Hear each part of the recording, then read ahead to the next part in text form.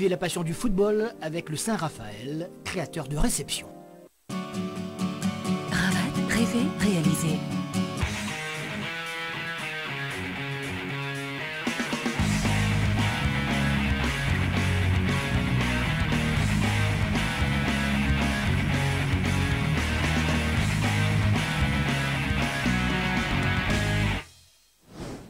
Bonsoir, en espérant que vous avez passé un excellent week-end et que vous avez fêté comme il se doit toutes les mamans.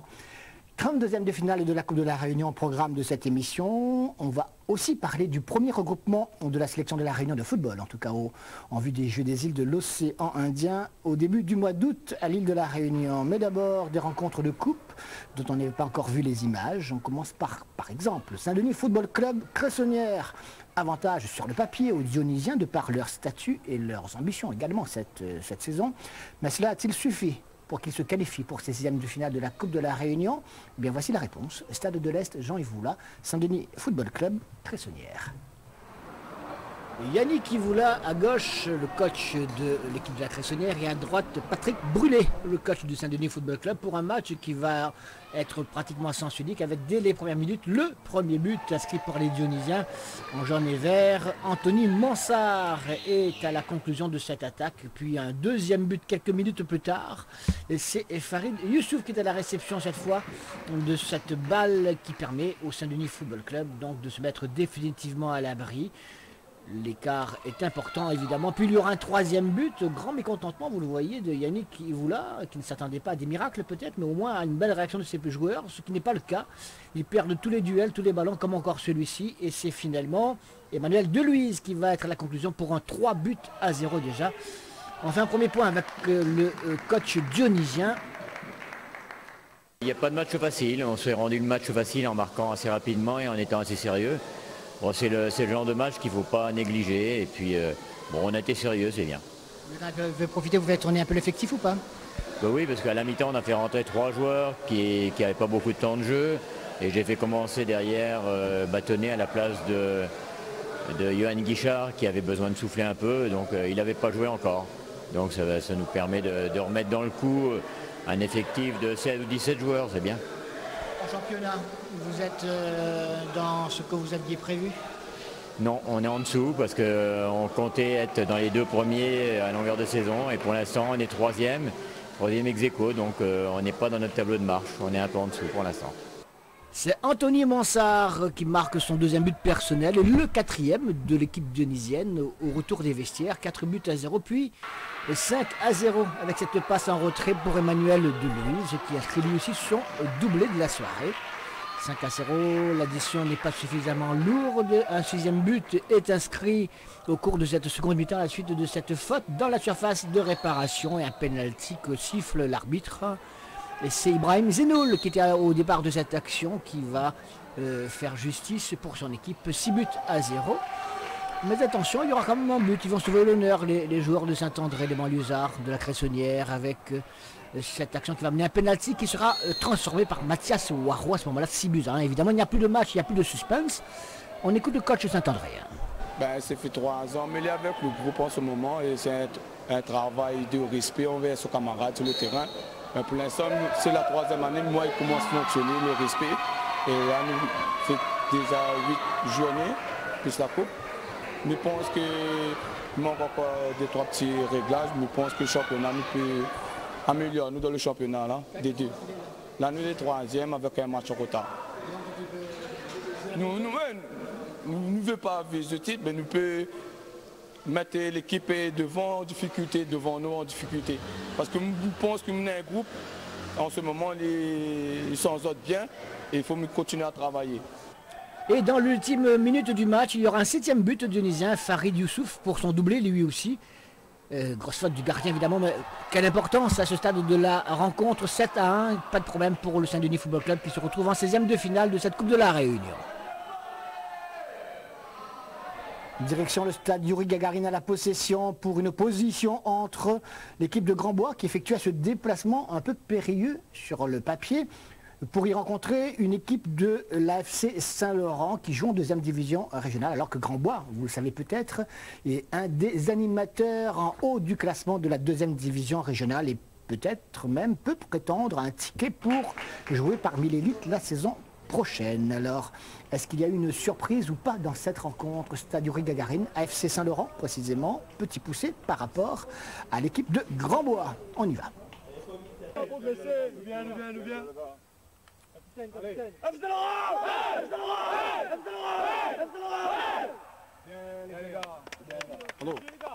Les joueurs de l'AFC Saint-Laurent sont contents, ils ont perdu, c'est vrai, ils ont été éliminés, mais au tir au but, grâce à ce dernier tir de l'équipe de Grandbois. Ils ont fait un match complet, on avait l'adversaire difficile, on a su les maîtriser dans le jeu et dans tous les compartiments du jeu en fait. Et il nous restait juste qu'à mettre un but, on a eu les occasions véritables, mieux qu'eux encore. Si on avait mis au fond, on aurait pu ne pas partir au tir au but et gagner le match. Tu te retrouves entraîneur de Saint-Laurent aujourd'hui, ça te fait quoi par rapport aux jeunes? Ça me fait une expérience différente, mais je me retrouve à faire des tirs au but quand même. C'est que les jeunes, souvent, j'arrivais en finale et séance des tirs au but me faisaient des lacunes. Et je vois qu'il faudrait que je fasse un gros travail sur ces séances de but, un travail psychologique plus que sur le football lui-même. Et qui se rassure, le coach de l'AFC Saint-Laurent, ces joueurs ne sont pas les seuls à avoir peiné dans cet exercice. Regardez avec le maillot rouge les joueurs de Grandbois. Eux également ont raté à plusieurs reprises leur tentative. C'est vrai que, allez, il y a eu quand même deux bons gardiens en face, et celui de l'AFC Saint-Laurent, et également celui de Grandbois qui ont fait échouer toutes ces tentatives. Regardez, ça part, on continue. Du coup, le suspense demeure. Il va falloir bien qu'une équipe parvienne à marquer au moins un but à un moment donné. C'est Grandbois qui remporte le pompon, vous le savez. Allez, on va écouter les coachs parler de leur club. C'est super sympa, regardez, écoutez. Je suis un club de quartier. On est en train de travailler sur un groupe plus jeune actuellement, où ma moyenne d'âge est de 23-24 ans. Notre but, c'est le maintien, bien sûr, même si actuellement on est second dans la Super D2. Mais on va rester sur terre. La preuve ce soir, on fait tourner un petit peu l'effectif. Le banc n'a vraiment pas répondu présent. On a eu du mal, beaucoup d'occasions gâchées. Heureusement, à Saint-Laurent aussi, ils étaient maladroits. Mais je vais retenir ce soir uniquement la qualification. Donc l'objectif de Grandbois, c'est pour un premier Super D2, ça serait le maintien. Tout à fait, on ne va pas se voiler la face. Aujourd'hui, la deuxième place est anecdotique. Nous, c'est le maintien. Un petit club de quartier avec le plus petit budget de la Super D2, donc il faut le savoir quand même. Donc, on fait avec nos moyens du bord. En tous les cas, actuellement, les gars, ça bosse. Je suis fier d'eux, même si ce soir, ça a été un peu difficile contre une super équipe de l'AFC Saint-Laurent. Très très dur de tirer un match à Grandbois. Effectivement, c'est vrai que Grandbois a toujours cette crainte quand les équipes viennent chez nous, même si dernièrement la JSOS a fait un hold-up, il ne faut pas se voiler la face. Ils ont réussi à faire un hold-up à Grandbois. Voilà. Et en championnat, comment ça se passe un petit peu en ce moment? On a un match en retard, justement contre la Halte là. On a des matchs qui viennent, qui vont être, il faudra être sérieux. Il faudra faire le même match qu'aujourd'hui, mais peut-être meilleur. On va prétendre à une place meilleure en championnat. L'objectif de Saint-Laurent justement cette année? On a une bande d'amis, on joue. Déjà on va jouer, on va se prendre du plaisir à jouer, faire le nécessaire. Ensuite, si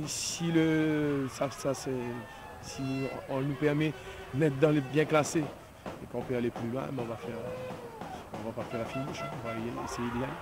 On reste avec ces 32e de finale de la Coupe de la Réunion et on revient sur la qualification de l'Oxa Léopard dans le derby de la ville de Saint-André. C'était contre le CS Saint-André.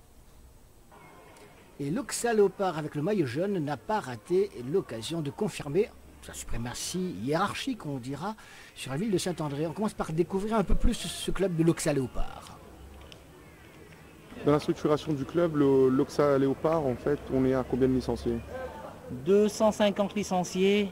Aujourd'hui, on est à 250 licenciés. On n'arrête pas, les demandes n'arrêtent pas. Les gamins arrivent encore sur le football d'animation. On est énorme. Et je pense aussi, après, c'est les résultats des seniors aussi qui vont faire un petit peu la vitrine, redorer le blason avec des victoires. Ça va attirer aussi des gamins vers le club. Et on est en train de remonter encore en puissance aussi au niveau des licenciés aussi. Ça, un constat qu'on fait aussi. Même si ce sont les Blancs du CS Saint-André, on l'a vu sur ces images, ont été les premiers à l'attaque. Regardez cette autre occasion qui oblige le gardien de l'Oxa à intervenir, brillamment du reste. Les choses vont s'équilibrer au fil des minutes et l'Oxa Léopard va prendre grâce notamment à ce garçon un avantage qui sera suffisant pour empocher la qualification. Pas sur cette action, car là c'est Robert, son partenaire, qui se crée une occasion intéressante, on dira, non pas plus que sur celle-ci, avec ce coup franc qui oblige le gardien du CS Saint-André à dégager en catastrophe, et puis la reprise de l'attaquant de l'Oxa Léopard n'est pas totalement réussie, on dira. Allez, pas grave, parce qu'après, quelques minutes plus tard, c'est donc Loïc Réhoun, qu'on avait vu tout à l'heure, qui va dénouer la situation et marquer l'unique but de cette rencontre. Petit crochet à gauche, frappe immédiatement en coin, et ça permet à l'Oxa Léopard donc d'empocher sa qualification. Petit but à 0, ça suffit, comme vous le savez. Et dans ce derby, bon, la logique a été respectée, dirons-nous, même si on peut tirer un coup de chapeau à cette équipe du CS Saint-André, dont on va découvrir les grandes lignes dans un instant, dans cette rencontre qui a attiré quelques spectateurs du côté du stade de Sounsen à Cambuston, où les conditions pour filmer n'étaient pas extraordinaires, mais enfin, on ne va pas s'en plaindre parce que des caméras, il n'y en a pas énormément, il n'y en a plus, il n'y en a que nous. Eh oui, il n'y en a que nous, et on a fait cet effort pour vous montrer des équipes que l'on ne voit pas souvent à la télévision. Les dernières actions avant d'entendre Patrick Waro, le coach du CS Saint-André, qui nous fait part donc de la situation de son équipe actuellement, non pas seulement en coupe, parce qu'elle est éliminée de cette Coupe de la Réunion, mais surtout en championnat et au sein de la ville de Saint-André. Oui, il y avait quand même possibilité. Bon, on n'est pas déçus, on est là pour apprendre. Un match de coupe, enfin, je pense que ce n'est pas le plus important pour nous. Le plus important pour nous, c'est le championnat. On a quand même résisté, on a quand même créé des choses, créé des situations. On aurait pu mieux faire à mon avis en étant un peu plus lucide. Voilà, là c'est des jeunes, on est en train d'apprendre. Justement, on est en train d'apprendre. Donc du coup, le CS Saint-André, c'est quoi son objectif en 2015? Le CS Saint-André est en train de se reconstruire. On a pris 5 ans. On va se redonner encore 5 ans pour reconstruire un groupe. On a des dirigeants pour, on a des gens qui autour pour, on a des joueurs pour, des très jeunes joueurs. Donc l'objectif pour l'instant, c'est de construire. On a combien de licenciés justement? Là, on est à 228 licenciés au niveau du club. Donc voilà. Comment ça se passe un petit peu en championnat? En championnat, ça va. On a 2 matchs en retard, c'est vrai. Il y a le FC Bacatel qui est parti vers l'avant. Nous, on a 2 matchs en retard. Bon, si on arrive à bien contenir ces 2 matchs-là, on sera à 2 points. Donc pour nous, voilà, l'objectif principal reste d'abord le championnat. La S Redoute a fait sensation vendredi soir en éliminant le SDFA. C'était au stade de la Redoute. Et la logique aurait voulu que ce soit le SDFA qui remporte cette rencontre. Eh bien non, dans ce derby, la S Redoute a créé l'événement en se qualifiant pour le prochain tour. D'abord en inscrivant ce but à la suite d'un beau corner, un but sur ce corner réussi de la tête par Elisabeth. On joue depuis 30 minutes sur cette pelouse du stade de la Redoute. La première surprise est en train de se produire. Le SDFA qui tout au long de sa première mi-temps n'a pas réussi grand-chose. C'est vrai que c'était une équipe un peu en dedans, timorée, qui ne s'est pas créé beaucoup d'occasions, alors que la Redoute, sans être un foudre de guerre non plus, a réussi quelques actions intéressantes. Regardez encore celle-ci devant les buts du gardien du SDFA, en l'occurrence Ludovic Amadi. Un but à 0 à la mi-temps. En seconde mi-temps, le SDFA va tout de même trouver l'égalisation grâce à ce coup de tête rageur de Joanne Boulard sur ce centre de Sébastien Kebidi. On a fait appel donc aux anciens, aux plus expérimentés, pour retrouver cette égalisation méritée à ce moment-là. Un but partout, on se dit, ça y est, le SDFA va reprendre les choses en main. Et le SDFA qui va se créer plusieurs occasions, dont celle-ci de prendre l'avantage. Tout simplement, regardez, il y a le gardien de but tout d'abord, le poteau ensuite. La chance avait déjà choisi son camp. Il ne savait pas encore, et on le saura tout à l'heure, puisque le score lui ne va pas bouger. Mais on en restera là, un but partout, malgré ces dernières tentatives. Il y a eu tout de même des prolongations avant d'en venir au tir au but. Et avant ces prolongations, on va voir une dernière action avec cette superbe frappe de Sébastien Kebidi, claquée en corner par Gérard Casambeau, le gardien de l'équipe de la Redoute, qui aura un rôle important, on le verra tout à l'heure, dans les tirs au but. Encore cette occasion pour Michel Miyadji, qui se heurte encore à la belle sortie du gardien de l'AS Redoute. Un but partout à ce moment-là, on en restera là. Des joueurs de la Redoute, vous le voyez, qui ont tout donné, qui ont été sujets à des crampes. Ça fait partie du jeu également, ça montre qu'on n'a rien laissé. Et je vous le disais, on a eu droit à ces tirs au but. Et bien à ces tirs au but, les premiers qui ont tenté leur chance l'ont réussi parfaitement de part et d'autre. Jusque-là, rien d'extraordinaire. Et puis il y a eu ce troisième tir pour l'équipe du SDEFA. C'est Gilles Bataille qui va se charger de le tirer. Le quatrième tir exactement. Non pas celui-ci. Pour l'instant, tout va très bien. Les gardiens sont pris à contre-pied de part et d'autre. Et je vous disais donc que ce quatrième tir de Gilles Bataille qui va être arrêté par Gérard Casambeau, tout heureux. Ils prennent l'avantage, les joueurs de l'AS Redoute, et un avantage confirmé avec, dans un instant, le tir de Johan Boulard qui passe à côté des buts. Ça y est, 2 tirs ratés du côté du SDEFA, rien du côté de la Redoute. Ça suffit pour la qualification de cette petite équipe face aux grands frères du SDEFA pour les 16e de finale. Oui, belle qualification. On est qualifié contre notre ami du SDEFA. On essayait d'y croire, maintenant on l'a fait, c'est super pour le groupe. C'est dans ce genre de derby qu'on laisse des plumes, c'était encore le cas ce soir? Oui, c'est encore le cas ce soir. Bon, on n'a pas été extraordinaire. Bon, c'était un derby très engagé. Ils ont eu le mérite d'ouvrir le score et nous après on est revenu. On avait la possibilité peut-être de marquer ce deuxième but, mais après bon, un match de coupe reste un match de coupe, hein, c'était très difficile aujourd'hui. Vous regrettez d'avoir été seulement dans la réaction, non pas dans l'action, parce que vous avez attendu une mi-temps avant de jouer quand même. Oui, on avait dit d'entrée, on allait presser, on allait jouer, mais après pareil, les matchs de coupe sont bizarres. Et en plus ce soir, on avait beaucoup de joueurs qui étaient au repos, qui étaient blessés. Donc on a fait confiance à un groupe, hein, d'accord, qui n'est pas démérité. Et la Redoute mérite la victoire. D'autres résultats de ces 32e de finale de la Coupe de la Réunion, eh bien en voici, en voilà. Avec le score en rouge pour les équipes qualifiées, donc le FC Altela qui a créé la première sensation vendredi soir en éliminant l'équipe de la ligne Paradis, 1-0 au terme des prolongations. C'est Gianni Mazona qui a marqué l'unique but de cette rencontre. La Redoute a créé la deuxième sensation, c'était toujours vendredi soir. On a vu des images au tir au but. La Redoute qui élimine le SDEFA, seul club de première division éliminé à ce stade de la compétition. L'Auxerre Léopard s'est qualifié. La EFC Ouest, avec Jérémy Vasquez, a également créé la sensation. 4-0 face à Monaco. 4-0, Monaco qui évolue en division supérieure par rapport aux joueurs de l'Ouest. L'FC Saint-Laurent, on l'a vu, a été éliminé par Grandbois au tir au but. La Capricorne a gagné, donc la logique est respectée. Petit-Île a dû attendre les prolongations pour éliminer la Tamponnaise 2-1. Ce n'est pas passé bien loin, attention. La Bretagne de son côté n'a pas fait de détails face à Saint-Yves, 5-1. Voilà pour le premier panneau. On en aura 4 comme cela, avec ce deuxième panneau donc. Cette victoire et qualification du Co Saint-Pierre sur l'Étoile du Sud. La Saint-Louisienne a gagné juste ce qu'il fallait. 3-0 face à l'Étang Saint-Leu. Le Platte a battu l'Entre-deux. Ça, c'est une surprise également. L'Entre-deux qui évolue en deuxième division régionale. Faut-il le rappeler, 4-0. C'est surtout le score qui est surprenant. Il n'y a pas eu de suspense là. Victoire du Platte, bravo.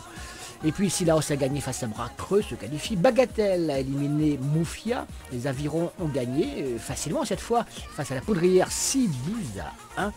Le FC Parfum, autre surprise, a éliminé la MJC de Sainte-Suzanne, 2-1. Sainte-Suzanne qui évolue en deuxième division régionale. Et puis la Jeanne d'Arc, pas de détail face à Pierrefonds, score final 8-1. Voilà donc pour le deuxième panneau de nos équipes qualifiées. On continue.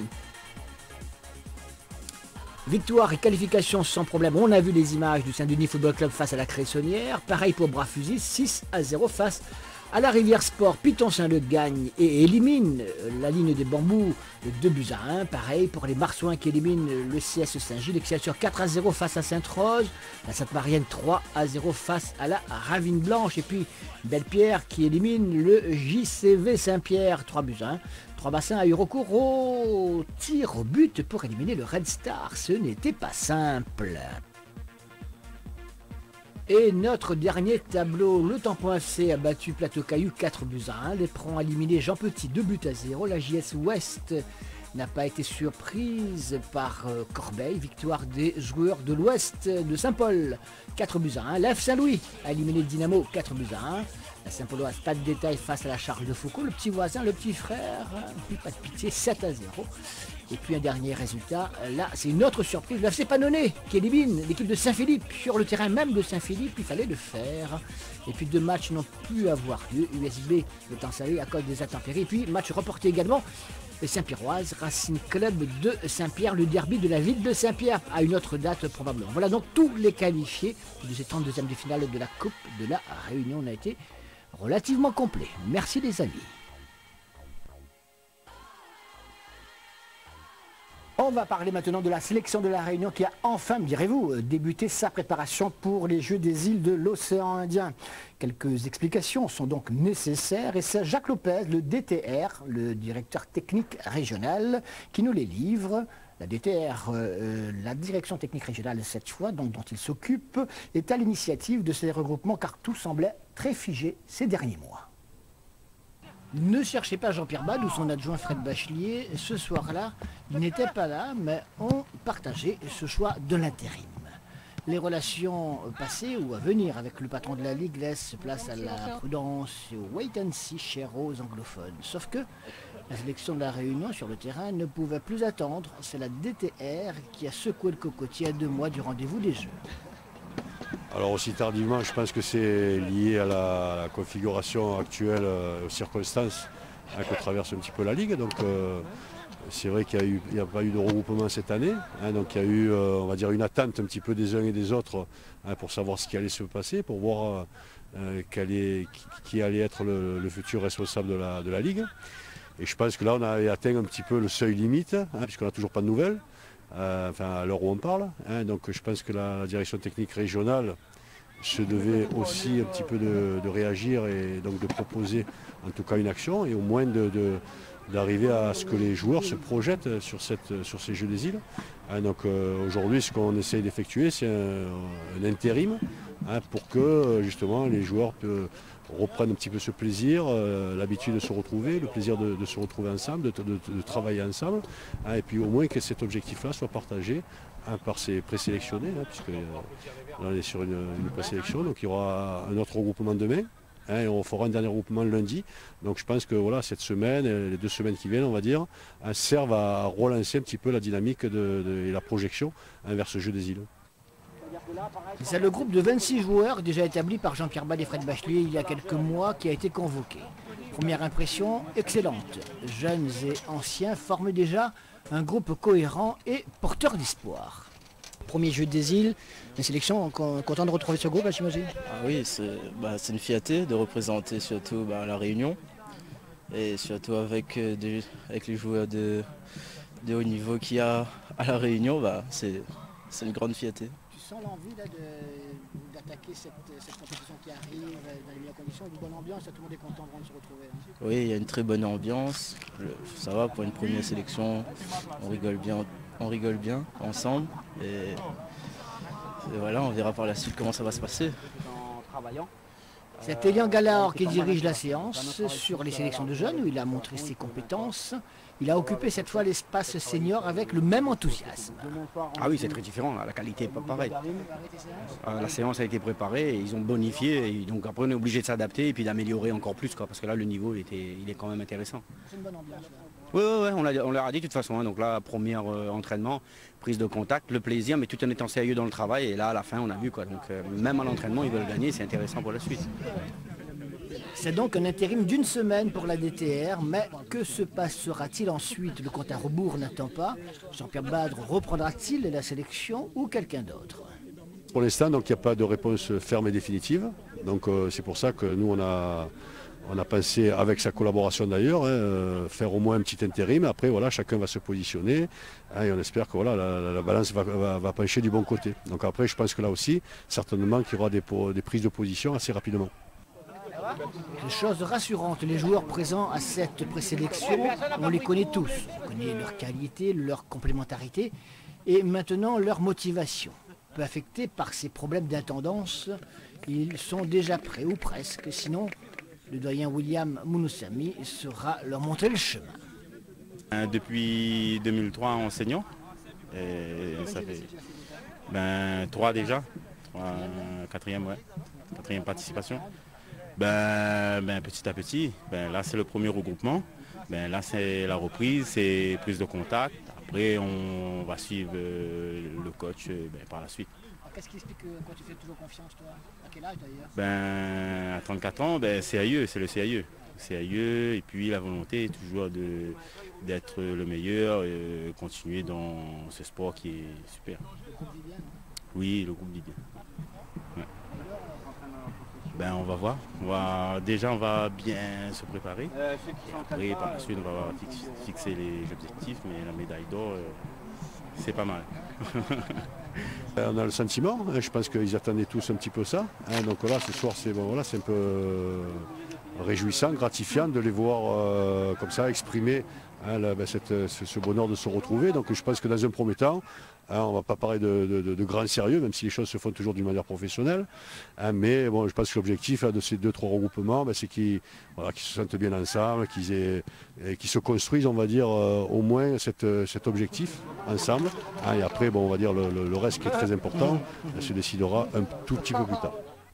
On continue à parler des Jeux des îles de l'océan Indien avec ce reportage d'Alexandre Gilles pour 974 TV. Il s'agit d'une dernière réunion des sportifs qui vont être les porte-drapeaux du sport à La Réunion dans 2 mois maintenant. Ils avaient pour mission d'inventer un haka local. Vous voyez, c'est marrant, regardez.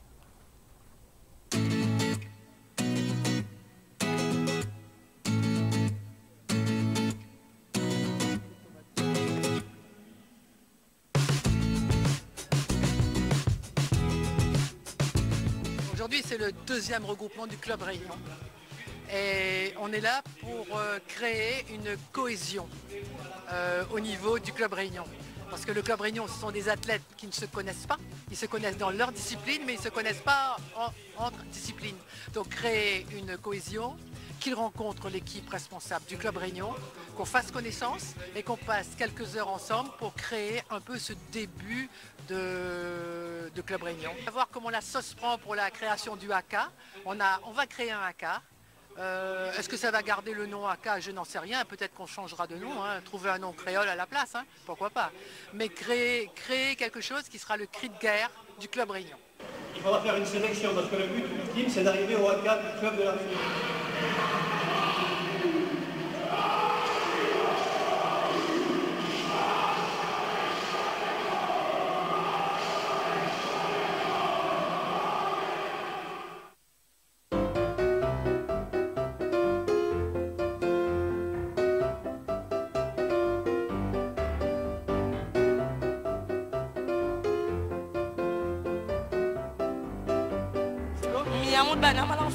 D'accord. C'est moi qui fais le petit choré.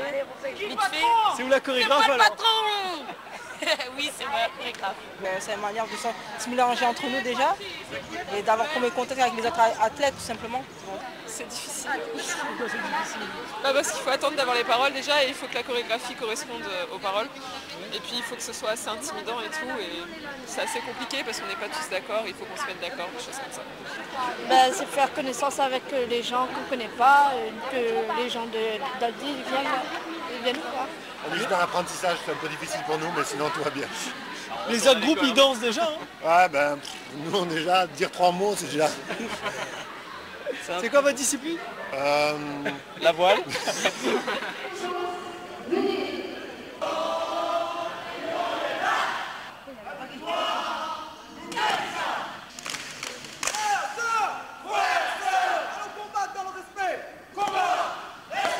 Les autres îles se préparent très bien. Pour eux, les Jeux, c'est un enjeu très important. Parce qu'ils veulent les gagner. Et j'espère qu'ils ne veulent pas les gagner plus que nous voulons les gagner et que nous, on va vraiment les gagner. Réunion, réunion, réunion. La réunion va gagner. La force et le respect. L'excellence. Pour gagner. Pour les faire. C'est l'idée. Effectivement, c'est un public que je ne connaissais pas, mais ce que j'observe depuis quelques années qu'on fait cette animation, c'est que le haka, ça prend de suite au tripes. Donc quel que soit le public, en général, ça prend, et notamment sur un public sportif, j'avais pas trop de doutes sur l'engouement de l'animation.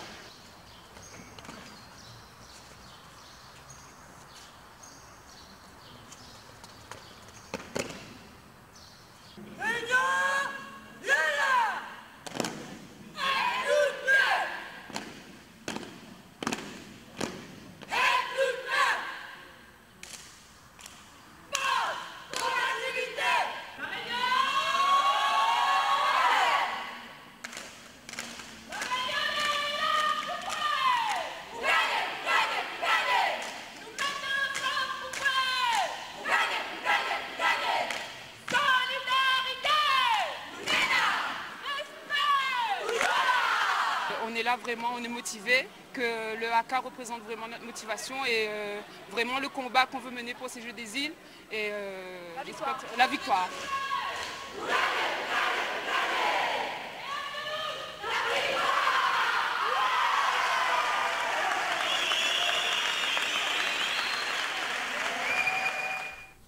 Haka ou pas, la semaine prochaine, on retrouve le championnat de football de la Réunion avec la 9e journée. Voici le programme qui nous attend.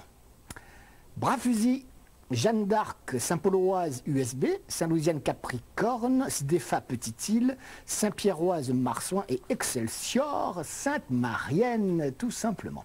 Et en 2e division régionale, au programme la 9e journée également du championnat. Sainte-Suzanne, Léopard, entre deux lignes Paradis, Piton-Saint-Leu, Aviron, Caux-Saint-Pierre, Saint-Philippe, Saint-Denis Football Club, AJS Ouest, Grandbois, Monaco et Trois-Bassins, AF Saint-Louis. Excellente semaine sur Télécrol. On se retrouve pour une nouvelle émission dimanche prochain à 13h, 974 Foot, et puis lundi soir à 21h, 974 Foot plus. À très bientôt. Salut!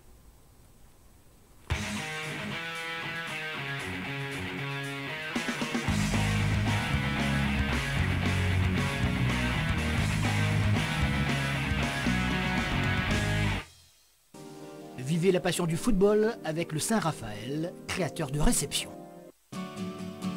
Ravat, rêver, réaliser.